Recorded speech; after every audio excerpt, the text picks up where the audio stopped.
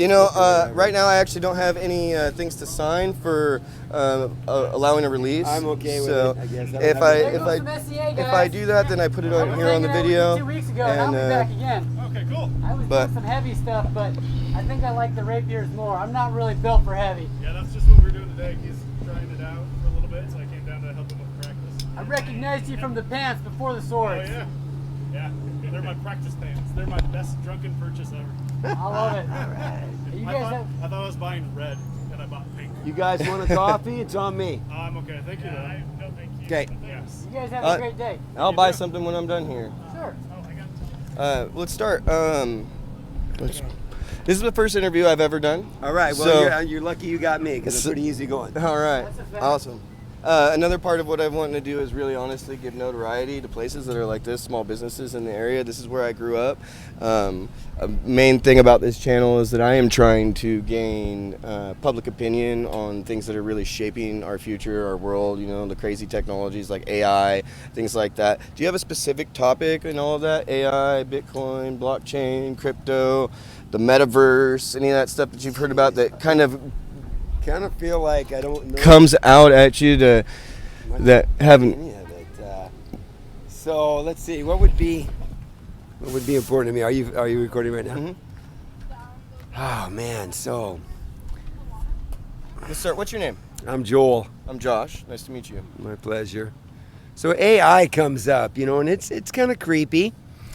I guess to be really honest, I would have some fear about AI.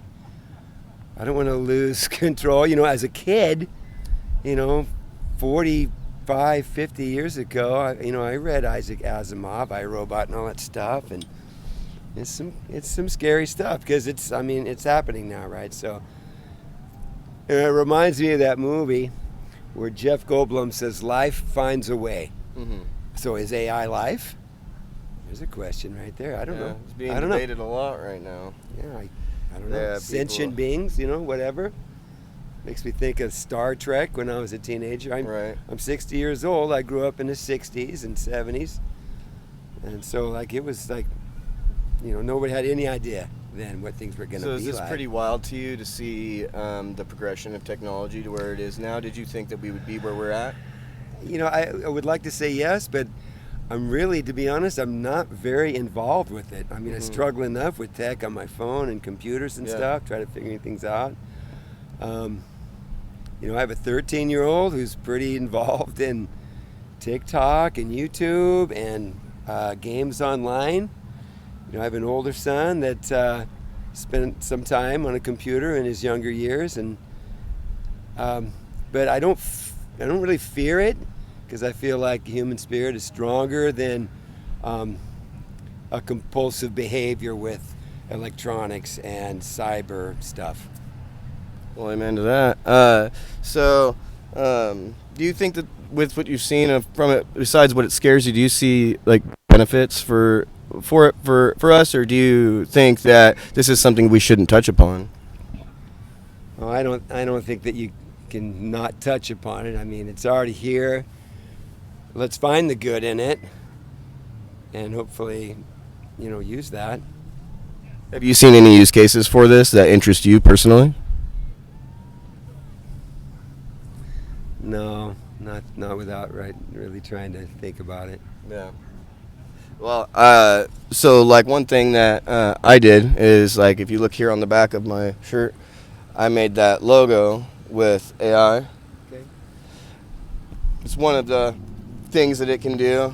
You know, all I did was upload one picture of me, and it spat out, you know, like a 1,000 different pictures, I think, of me. I got to pick from them, and then what I did is go and essentially take that and had somebody, work on it to change it into what it is now.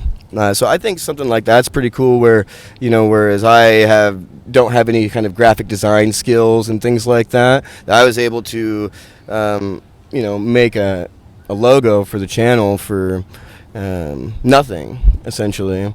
Have somebody work on it for some money, but okay. All right. So now that you're talking about that, okay, I've spent 30, 4 years in the electrical industry, and so automation has come a long way. And so it kind of makes me think of, like in the nuclear industry, you know, where decision making is very important, obviously. You know, is there going to be a point at where automated artificial intelligence begins to make decisions? Well, they're going to make decisions, right, based on whatever you put into the program. But then, so is there a point where they're going to start making a decision that goes against a programming? I mean, there's iRobot, right? Acting upon its own free will. Okay, yeah. That would be interesting for that. It would develop free will, right? Be an interesting thing to think about. So that's weird, right? Life finds a way. And is AI life? Yeah.